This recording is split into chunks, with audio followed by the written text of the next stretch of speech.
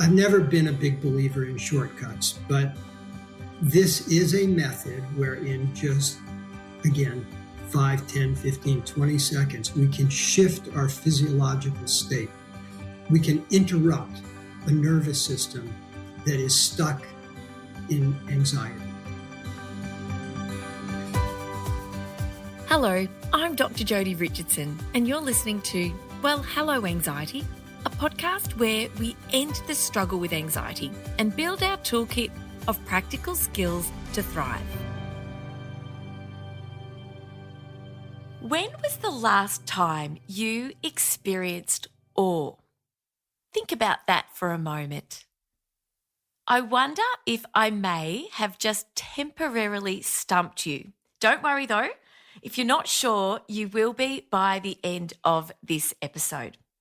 Welcome back to, well, Hello Anxiety. I am your host, Dr. Jodi Richardson, best-selling author of Anxious Kids and Anxious Mums, and an international anxiety speaker and educator. And my guest today is a psychotherapist, a mindfulness instructor, co-founder of Live Conscious, and co-author of the incredible book, The Power of Awe, Overcome Burnout and Anxiety, Ease Chronic Pain, Find Clarity and Purpose in less than 1 minute a day. So you'll understand why I just had to talk to the wonderful Jake Eagle. Welcome, Jake, and thank you so much for joining us today. My pleasure. I'm excited to connect with you and your audience. Oh, wonderful. And you're coming to us from Hawaii. Have you lived in Hawaii for a long time? We've been here, my wife and I, my wife's name is Hannah. We've been here for 6 years. And before that, we lived in Santa Fe, New Mexico. So that's another beautiful place. But we were at a point in our lives where we wanted to have an adventure. And so we ended up moving to Hawaii, which is a place we've always loved to come. And we're thrilled to be here. Oh, well, let's. We were talking off air about my visit to Hawaii when my brother Adam lived and worked in Hawaii, and it was a very, very special visit. So I'll have to make arrangements to come back and possibly meet you in person sometime. How does that sound? Yeah, maybe we'll do a house swap. I always wanted to go to Australia. Oh my goodness. Okay, let's talk more about that later. I love that idea. That's fantastic. So I know when I come to Hawaii, it's a beautiful place to experience awe. And this is something that you are so passionate about. And I wonder if you could start by talking to us about awe. It's the most beautiful experience. But why is it such a beautiful experience? What is awe, and what is it about awe that makes us feel so good and can have such a powerful impact on our mental health and well-being?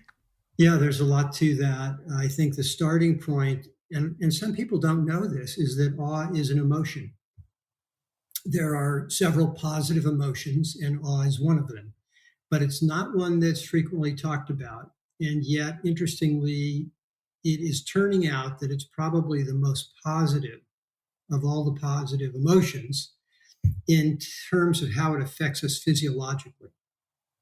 And there's a lot to say about it, but I think where I would begin is by saying that people experience awe without necessarily recognizing or labeling it, because when we have a moment of awe, and think about a time when you had an experience that was beyond words. It was a wonderful experience. It was beyond words. You can't really convey it to another person. And it felt like something was shifted in your body. There was maybe your mouth opened a little bit, maybe you gasped, your eyebrows may have lifted and arched up. And that's a moment of awe.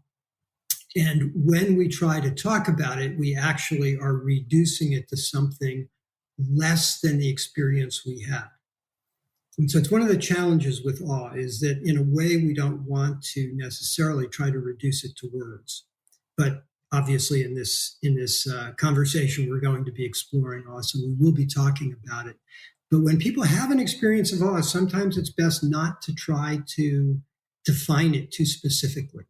When you experience awe, it's something that you can often reflect on when it's brought to your attention in the way that it will be through this podcast, isn't it? And that when we are experiencing it in the moment, if we can bring our attention to that experience and savor it, does that amplify the positive effects that we can enjoy from having had that time, experiencing something that's bigger than us, that has a vastness about it, and something that is kind of you had to be there? Yeah. Well, actually, you just described what we have developed, which we call the AWE methodology. And when we talk about the AWE methodology, we take the word awe and we turn it into an acronym. And so the A stands for attention. And the first thing we do is we place our attention on something that we value, appreciate, or find to be amazing. So it's something wonderful. And then the W stands for waiting. And that's where we wait. We wait just about the length of a breath. This does not take long. And I'll explain in a little while why we wait for a short amount of time. But we wait about the length of a breath cycle. That's the W. We're just being with whatever it is that we placed our attention on. And then the E stands for exhale and expand. And when we have a deeper than normal exhalation, it affects us in terms of our nervous system because we activate the vagus nerve. And when we that happens at the end of a long exhalation. When we activate the vagus nerve, we shift our physiology from a state of constriction and tension, which would be the sympathetic nervous system. We shift into a parasympathetic state, which is one of relaxation, rest, repair. And that experience where we exhale and expand is where we amplify whatever sensations were in our body. And so if we were paying attention to something wonderful, whatever the sensation is will be amplified as we exhale. It's a very simple process. It takes maybe 10 to 15 seconds. And yet it alters our physiology, which alters our mood, which alters our emotional state, and alters the way we see the world. Oh, it does. And I really want to come back to the physiology because the scientist in me wants to understand and take that deeper dive. But before I do that, I want to bring to the attention of our listeners that what you've just described is really that transition from the physiology that we experience when we're in fight or flight, when we're highly anxious and our sympathetic nervous system is at the wheel, if you like, and shifting to the parasympathetic nervous system, which is what we sometimes call the rest and digest nervous system. Some people call it from going from the red zone to the green zone, and which is what we really need to do for ourselves when we're triggering our fight or flight response when we're anxious. Then awe is a way for us to change our physiology and bring our parasympathetic nervous system back online, which is what we really need to do to help our whole brain and body settle, relax, unwind, and de-stress, which is exactly why awe is so powerful. So tell us more about that, please. Well, there are different ways of doing what you just described. There are different ways of shifting from a state where we are somewhat anxious to a state where we're more relaxed. Meditation can do that. There are various relaxation exercises that do it. And they do take us, as you say, from the red zone to the green zone. And if we talk about the green as rest and digest, it's a very relaxing place to be. But awe has a distinctly unique quality to it. And this comes from polyvagal theory. If people aren't familiar with that, it's a very interesting, slightly more in-depth way of understanding our nervous system. And what's so interesting about awe is that we do shift ourselves into this more relaxed state. But there's a little bit more energy than if we were just exclusively relaxed. And Steve Porges is the creator of polyvagal theory. And he's my co-author, Michael Amster, and I are both in a group with Dr. Porges, and we meet every 2 weeks and we talk about what is it that people need to heal and to recover from whatever kind of illness, whether it's mental or physical. And his belief is that the most important thing is to shift into a state where we feel safe. That full healing doesn't occur unless we feel safe. And he talks about the polyvagal theory and the idea of having what he refers to as an improved vagal tone, better vagal tone. And what that means is that, again, we are in this state where we're deeply relaxed, but there's a little bit of sympathetic energy there. There's a little bit of activity in the sympathetic nervous system. And the way I think it's most helpful to think about this is that think of a time when you were playful. Think of a time when you were playful. Or if you have children, imagine your children playing. So when they're playing or when you're playing, generally you're very relaxed, right? You're having a good time. There's no tension. There's no anxiety. But there's also this, there's this boost of energy. There's this activation. That is part of the emotion of awe. And so where some techniques will help people go into a deeply relaxed state that's rather passive, awe takes us into a state that's deeply relaxed but slightly energetic. And I find that to be particularly helpful for people who not only deal with anxiety, but also a little bit of depression. Because when you bring this little boost of energy into your system, it really helps us begin to envision possibilities. We have some energy to work with. And to me, this is really a crucial piece to deal with the combination of anxiety and depression.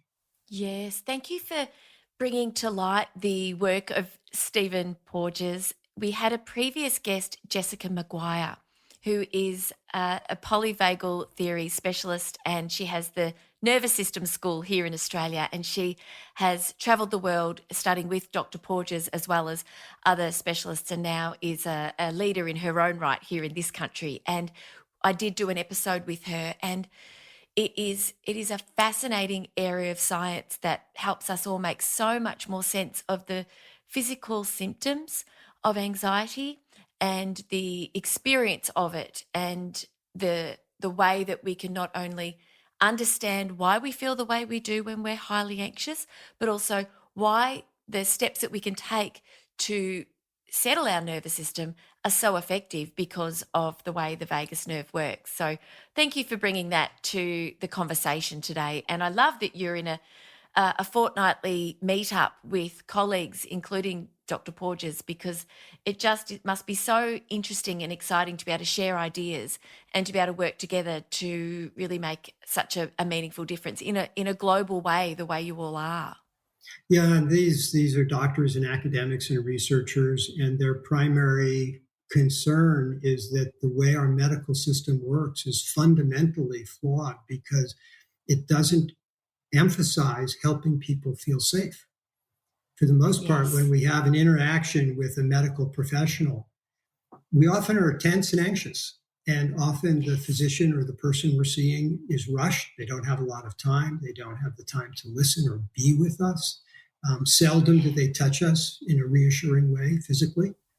And these are all different ways that we can help, whether it's a patient or a friend or a partner.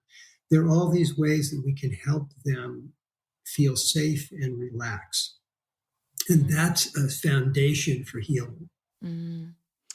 From a psychological safety perspective, that's a really important consideration, isn't it, for anybody who is an educator, who works in a classroom and works with young people, or anybody, but it's just something to consider for anxious kids, that feeling psychologically safe is the turning point for them to be able to connect and learn and be able to stretch and move at the edge of their comfort zone as well.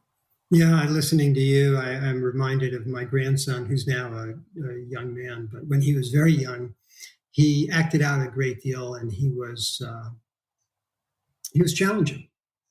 And he used to come and spend the weekends with us, with Hannah and myself. And I remember at one point he went into therapy when he was fairly young, which I think probably was the right thing to do. But I remember that his therapist told us the reason he liked to come and be with his grandparents was because it was the one place he felt safe.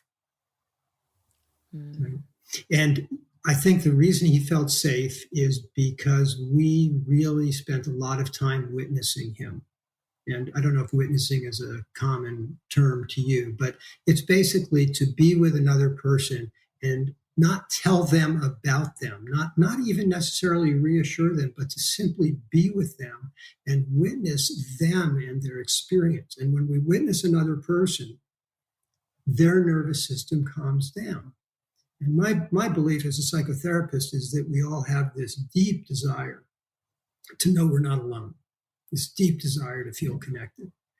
And when another person witnesses us, it's as if our nervous system is being recognized. It's as if somebody's saying, I'm here with you. But they don't need to do it verbally. It doesn't necessarily need to be verbal. It can be. The concern I have is that sometimes parents, I think, go overboard by reassuring their kids, and they start telling their children about the child's experience.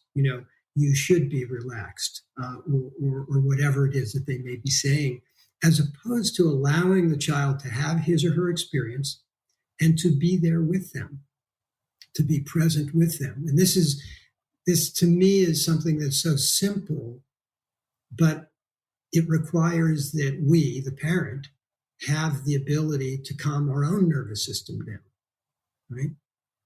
And so if our child is acting out or talking to us or distressed, and then we get anxious, it's very difficult for us to witness our child or our partner or whomever it may be. Isn't it right? It's contagious. The Yes. anxiety, the stress, it's highly contagious, but calm is too. Exactly right. Yeah. And awe is contagious too. It's actually one of the lines in our book is the fact that awe is a contagious emotion. And one of the other things that excites me about awe is it is one of the few emotions, one of the few positive emotions that we can experience simultaneously with the so-called negative emotions. In other words, I could be worried and experience awe. I can be sad and experience awe. I can be bored and experience awe. And in the case of boredom, it would bring me out of boredom. Right? It would relieve that. But I could be sad and experience awe, and actually it gives me a sense of perspective. And the key point here is that I'm not stuck. I'm not stuck in sadness or anxiety or anger. And what's so unique about our method is sometimes I'm embarrassed when people read the subtitle of our book, because it more or less says that awe can do all of these things, relieve depression, anxiety, loneliness in less than a minute a day. And it sounds too good to be true. And I've never been a big believer in shortcuts, but this is a method where in just, again, 5, 10, 15, 20 seconds, we can shift our physiological state. We can interrupt a nervous system that is stuck in anxiety. Does that solve all of our problems? No, of course not. It doesn't. But does it give us a sense of personal empowerment to know that in 15 seconds I can shift the way I'm feeling? That's huge. It really is. And it's so powerful, because I live with anxiety, and my audience who have been with me on the podcast for some time or have read my books will know that I am medicated for my anxiety. But that was a long journey for me. But the medication is not the problem solver. It gives me an opportunity to use the tools in my toolkit. And I have a really big overflowing toolkit. And that's part of the podcast, because I have my toolkit, and my toolkit grows every time I talk to somebody like yourself. And so what would you say to somebody who struggles and lives, and you've met many of these people, obviously, through your work as a psychotherapist over 30 years, but what would you say to someone who lives with deep-seated health anxiety and feels quite paralyzed by the notion that any tiny little fluctuation in physiology is something that might be terminal, and it's, that gut-wrenching, sickening anxiety that some people live with day to day? I know that that's at one level, because different people experience anxiety in different ways, but what would you like to say to someone who is listening, who is really struggling or knows someone that is, about how to be able to keep the idea of looking for experiences of awe when the day is really quite consumed with worrying thoughts and catastrophic thinking? How would you help these people to remember to draw on this as a tool in their toolkit? I think there are two different questions.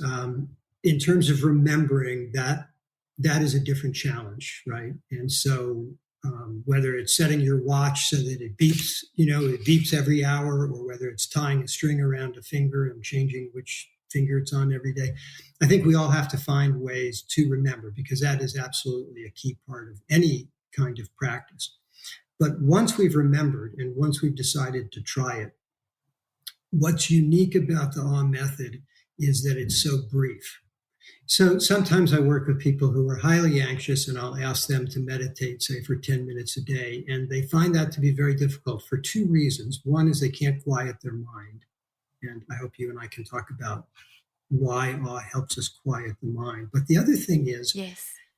and this is fascinating, they're uncomfortable spending 10 minutes away from their anxiety. Their anxiety is so familiar to them that to not feel anxious makes them anxious. It's a really fascinating cycle. Yes. And that's why I say to them, okay, maybe, and this, by the way, is how all of this began. I was doing a training and I was asking people to meditate for 10 minutes a day. And half the people said they couldn't. They just didn't have time. And so I suggested they do what I called a micro meditation. And that was to meditate for 10, 20, 30 seconds. And what happened at the end of the program is the people who were meditating for just 10, 20, 30 seconds, they were getting results that were comparable to the people who were meditating for 10 minutes a day. And that's where this began. That's how both I and my colleague, who's my co-author, were so fascinated to see this happening. We didn't understand it, and that's how we started to explore. But the point I'm trying to make is that when people are very anxious, if you ask them to do something for 5 seconds, just one breath, breathe in, breathe out. I've never had anybody say, I can't do that, or I won't do that. And when people are very anxious and they're aware of their own anxiety, I will go as far as to say to them, I know that you're anxious. I know that in a strange way, being anxious is familiar to you, and you may not want to let go of it. But how would you feel if you only had to let go of it for 10 seconds? And everybody goes, well, yeah, I could do that. And so they do that. And when they're done doing that, I'll say, how are you? And they'll say, well, this is different. This is different. Something shifted. And I go, right, something shifted. So you have 10 seconds where you weren't in your chronic state of anxiety. So what if you were to do this 3 times a day? What if you did this once in an hour? Because every time you do this, you're resetting your nervous system. And every time you reset your nervous system, you're giving yourself an opportunity to move in the direction of health. Yes. And that's as simple as this is. It's just a starting point. Yes. I think it's incredibly powerful, this idea that you can start so small, because it is a challenge. And I can relate to what you're saying.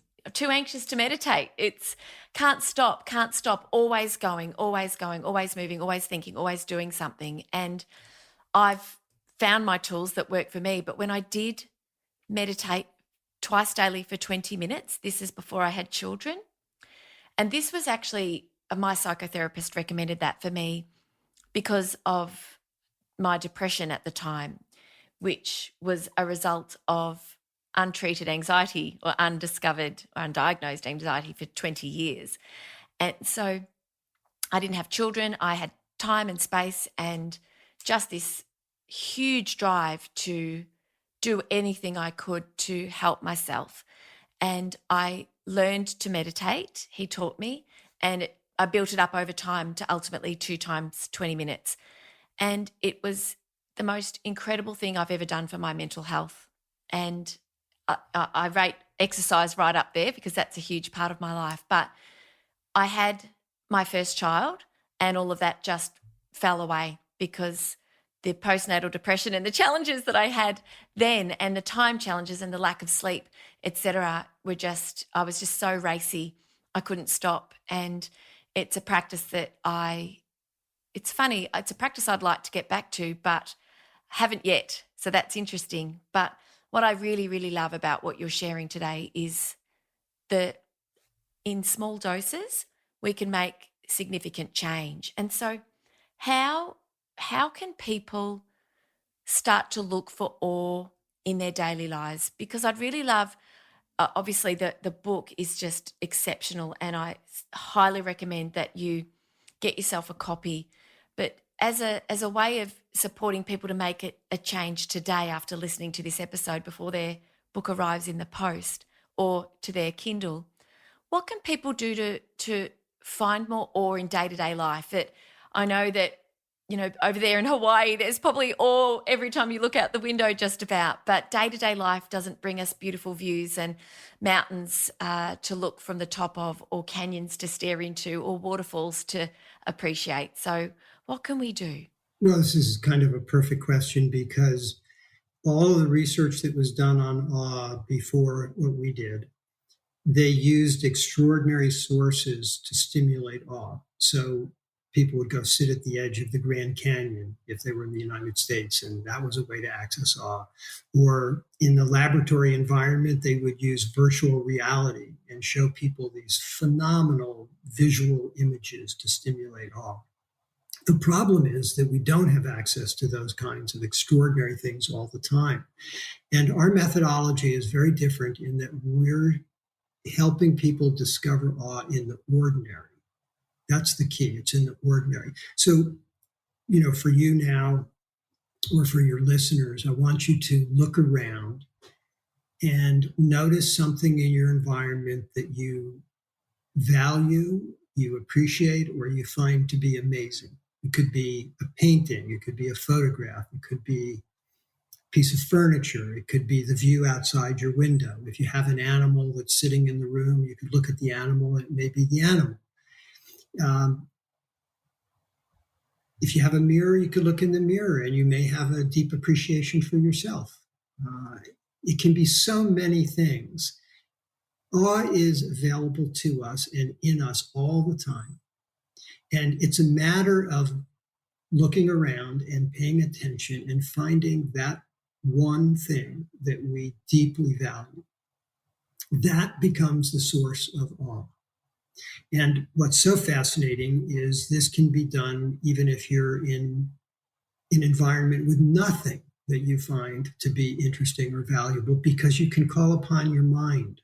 You can call upon your mind and your memory. You can think back about a relationship you had, whether it was with a partner or with a child or with a grandparent, or again with an animal. I immediately can go back in my mind to a collie that I owned who lived to be 15 years old, and she was just one of the most precious beings I've ever known. And I go back to her and I just immediately feel this sense of really just love and appreciation. So I start with love and appreciation, but if I now really focus on her, and I take that breath in and I give my full attention to what it was like to be in her presence, and then I exhale deeply, then I have the moment that is hard to describe. It's a moment of awe, right? Yes. So we can all do this. We've all had things in our lives that are precious and meaningful to us, and those are the sources of awe. Thank you. It's a question I've asked. I delivered a presentation to a fundraiser, a Women Connect fundraiser locally, and I opened the presentation, which was a presentation about happiness. And that's the question I opened with, the same one I opened the episode today with. When was the last time you experienced awe?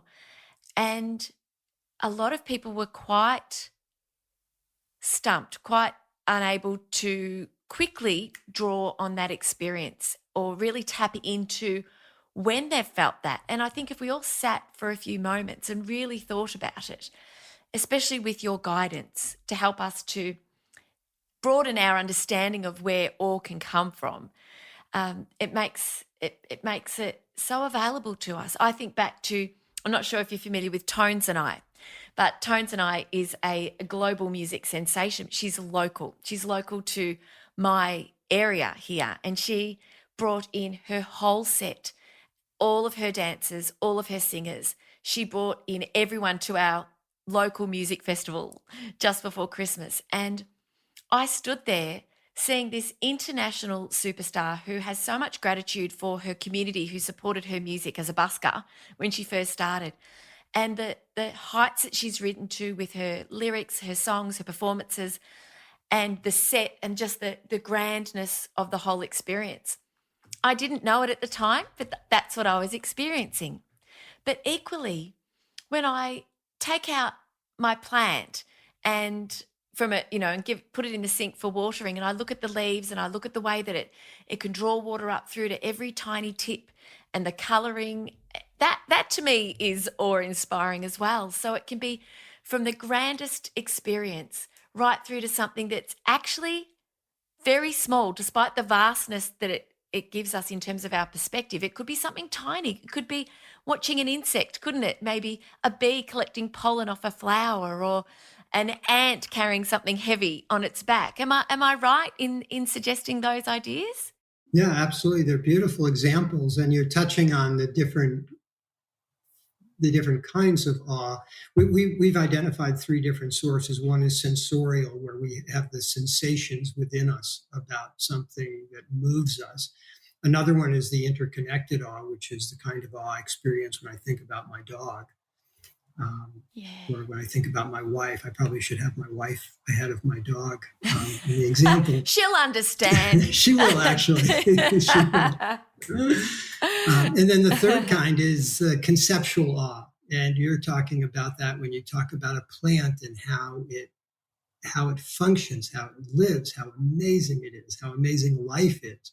Those are examples of conceptual awe.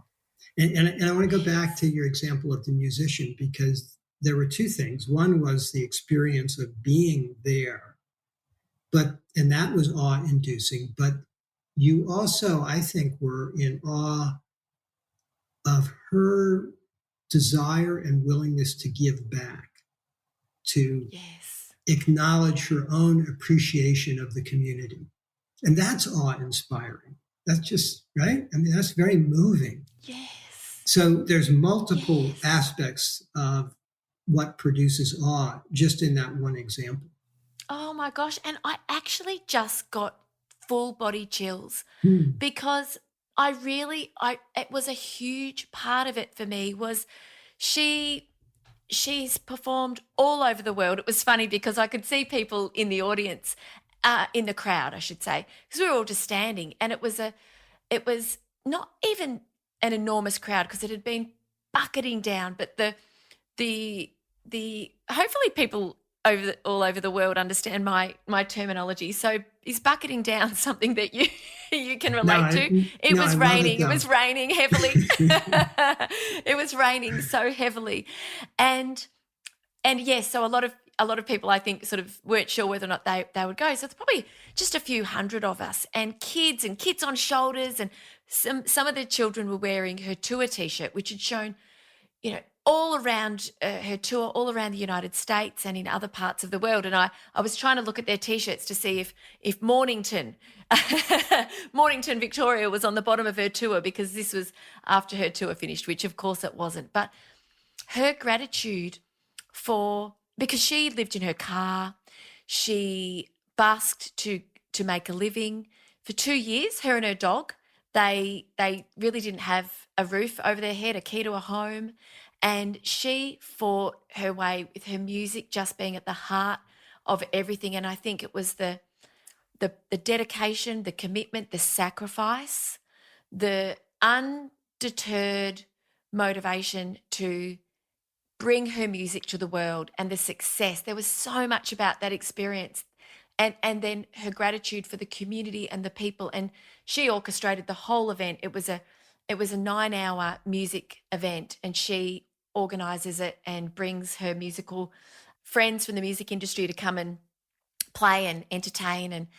And yeah, there was so much about it anyway. I'm digressing, but I think if we all stop and take a moment, and I really invite listeners, I know you might be in the car, you might be out walking, you might be commuting, but just even pause the podcast for a moment. Take a few minutes to really think about it, because my reflection on that experience is giving me so much awe and joy, and I feel optimistic, I feel hopeful, I feel so excited. All of that is coming up for me now, just reflecting. I'm not even in a Tones and I concert at the moment. So thank you, Jake. Thank you for helping me to draw on that experience. And I think by doing this, hopefully our listeners today are in a position to be able to do the same. Well, as I listen to you, one of the things that I want to remind your listeners is there's a spectrum of awe. So it can be a very subtle experience. It can just be this kind of sweet moment where we have a deeper sense of relaxation. But then it can extend all the way to what we call orgasmic. And that's actually when we have what just happened for you. It's when we have a sense of energy moving through our bodies. It's often described as chills or goosebumps, or a release of energy that we feel in our spine. And that is one of the more profound experiences of awe.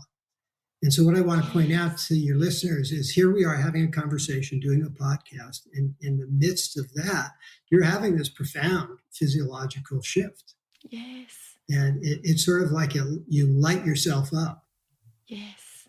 And this is available to us all the time.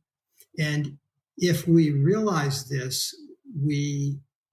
again, I said it earlier, but we empower ourselves because we have a tool to shift our state. And that's one of the key things that awe does. So I want to go back to something we said earlier, which is about quieting the mind. And we have what's known as a default mode network. It's not literally a part of the brain. It's several different parts of the brain that operate together and are considered a network. And the default mode network is where we have a lot of our internal dialogue, a lot of what we call the monkey mind, the chatter. And for people who are dealing with anxiety, there's often an increased amount of activity in the default mode network. And what we've seen with awe is that first we place our attention on something we value. And then we have that, we'll call it 5 seconds, where we're waiting.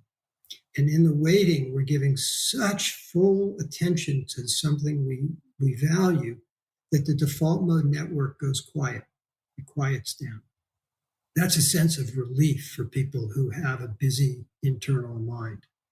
And as the default mode network calms down, it gives us the possibility of having an experience. It's almost a sense of relief when that internal dialogue goes away. And so for people who are dealing with anxiety, just 5 seconds, 10 seconds, it's like a muscle that we build. And as we have longer periods of, I was going to use the word solitude. It's like an internal solitude where we're experiencing quiet. It's a great relief, and it reduces our level of anxiety. Is that a practice that would be quite profound over time and with practice for people who live with OCD, who have obsessive Absolutely. thoughts that are just so consuming and just feel so frightening?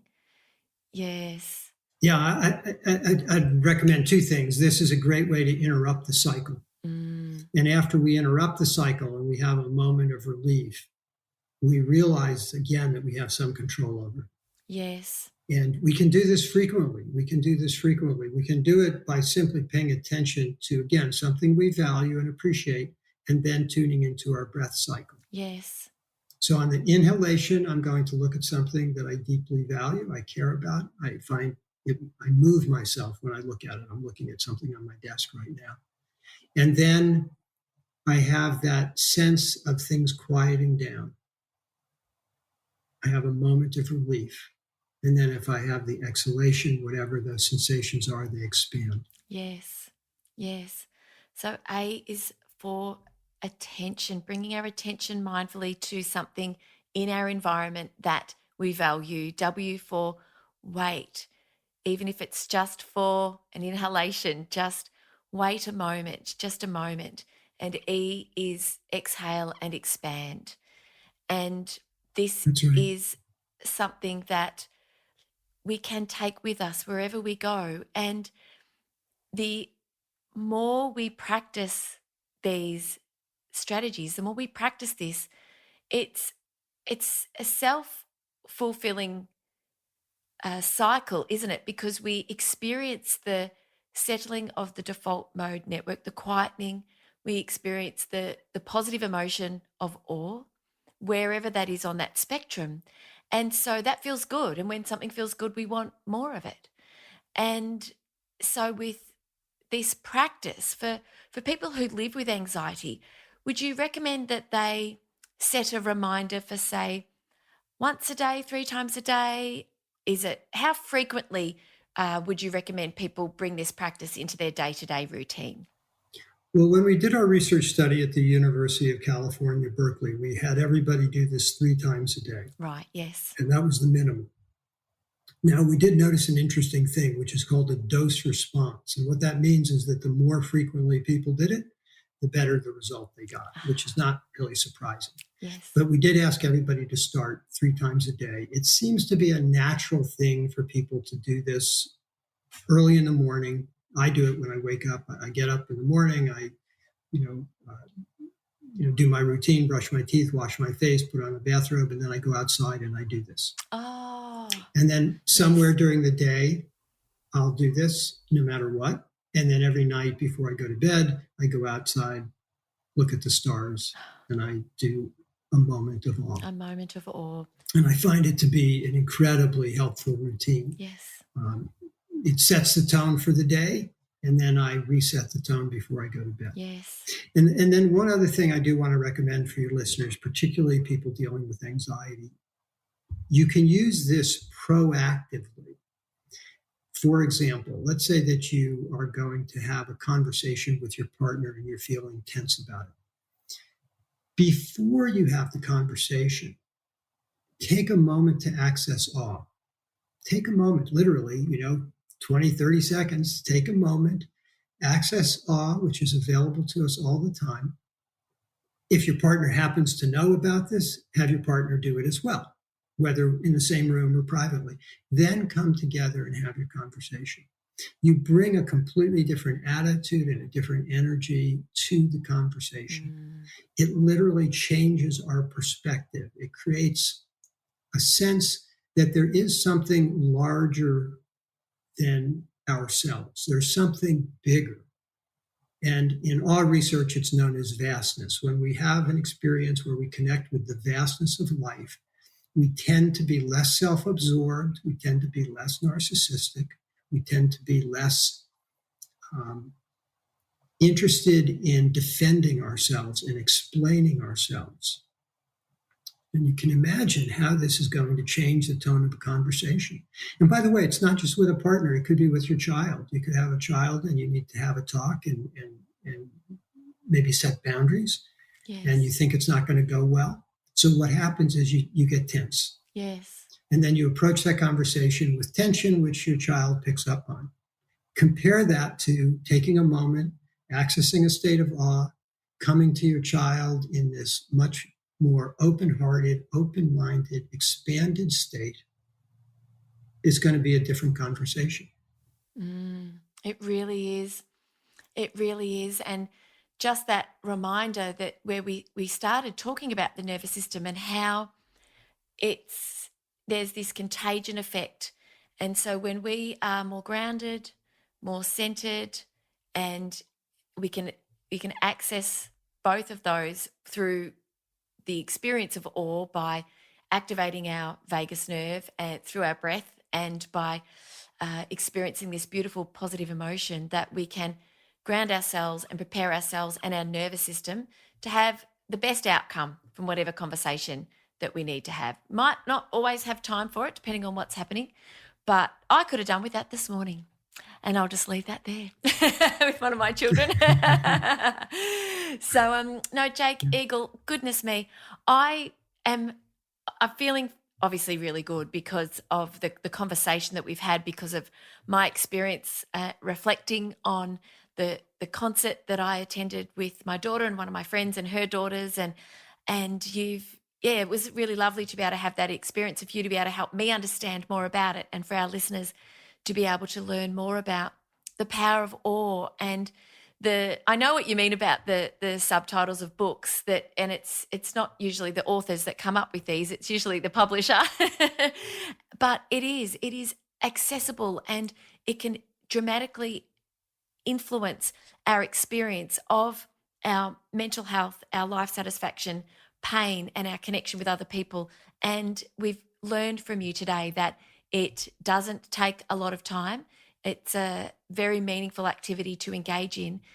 If we can do it a few times a day, we really can make a significant difference to our experience of life. And I thank you for bringing that to us today. My pleasure. It's great to connect with you and talk about all of this. There's a lot more to it.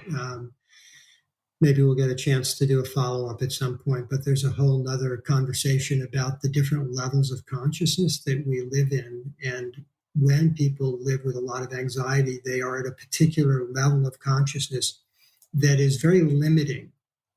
And when we use awe as a technique, we take ourselves to a different level of consciousness. And one of the things I really encourage people to do is recognize that there are different levels of consciousness. And when we shift from one to another, it changes everything. It changes the way we see the world. It changes the thoughts we have. It changes the way we relate with people.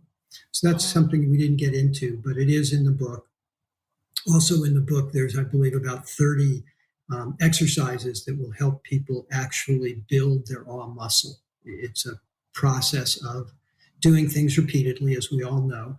But sometimes people will say, well, I don't know where to begin. And so we've given people about, I think it's 30 different activities that they can do.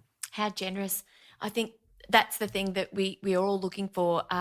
Give me some dot points here. Give me some ideas about how I can put this into practice and make this a part of my day. And I'll ask you in a moment where you can be reached and contacted, and where people can purchase a copy of the book, which is no doubt available online. But I just want to say, before I invite you to do that, that we've shared today something that's really powerful, evidence-based, and through the University of California, Berkeley. I love the work that comes out of UC Berkeley, and I did study the science of mindfulness through UC Berkeley. And I know that, is it pronounced Dacher Keltner?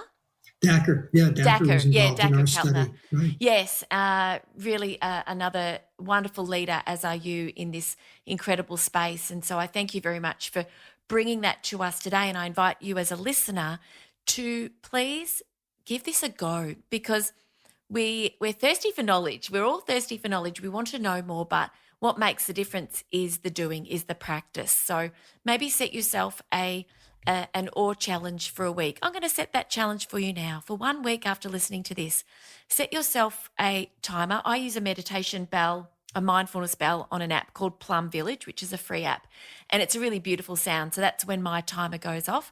It's a really lovely sound. It's not a jarring sound that sends my startle reflex into fight or, sends me into fight or flight. I encourage you to spend a week, set your bell for 3 moments of awe a day. Choose something inside, outside, follow Jake Eagle's brilliant advice, and just tune into how it makes you feel, because that will be a sure sign that if you are feeling different, feeling better, that it's something that would be really beneficial as a regular part of your practice. So I really love people to do something different as a result of listening to us. So Jake, how can people get in contact with you, and where is the book available? I'll say a few things about this. So our website is thepowerofawe.com.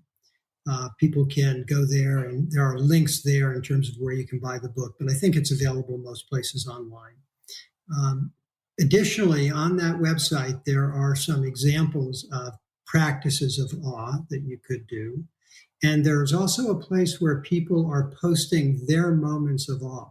In other words, a person will have a moment of awe, and then they'll take a picture, or they'll write a short description of it, and they'll post it on the website. So you get to go and see what was awe-inspiring for other people. And if you'd like to post your own, you're absolutely welcome to do that. I believe that there's about 30 of them and they disappear after a while. Yeah. So they're there and then they kind of slowly fade away over time and new ones come up. And then the other thing I want to say is that starting, I believe, February 19th, we'll be doing an A.W.E course online, but it's limited in terms of the number of people, so it may be hard to get in. And then in March at UC Davis, we're going to be doing a study for people who have long COVID. So if you're listening to this and you're dealing with long COVID or you know someone who is, we're going to be doing a study where people will participate, meeting 1 hour a week for 4 weeks. This is the same kind of study we did at UC Berkeley, but this is specifically focused on people that have had long COVID because the medical community is having a very hard time figuring out how to help these people. Right. And they're very discouraged. Yes. And so we're going to see if we can help them by teaching them to use the A.W.E method. Oh, I know exactly who I'm going to share those details with. How do people connect with the details of the study if they've got somebody that they'd like to share those with, or somebody, or they themselves would like to participate in that study?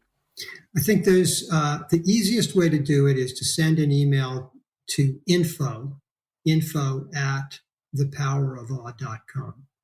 That will go to me and my colleague, Dr. Michael Amster.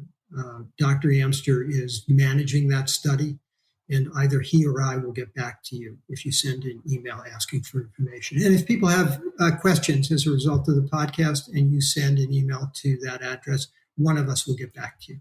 Oh, that is so generous. Thank you. Thank you for your work.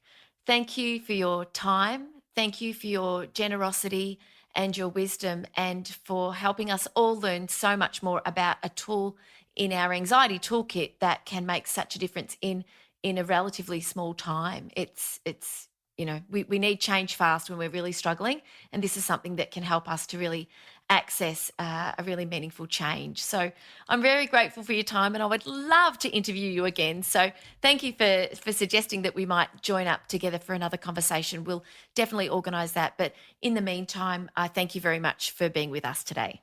Thank you. It's great to connect.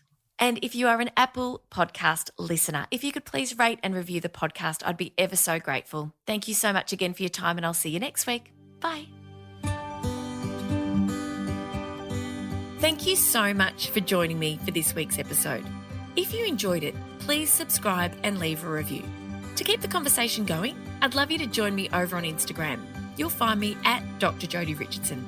Also, if you'd like a copy of my free 5-day mini email course, Calm Your Anxious Brain, then jump over to my website, drjodirichardson.com, and you can sign up down the bottom.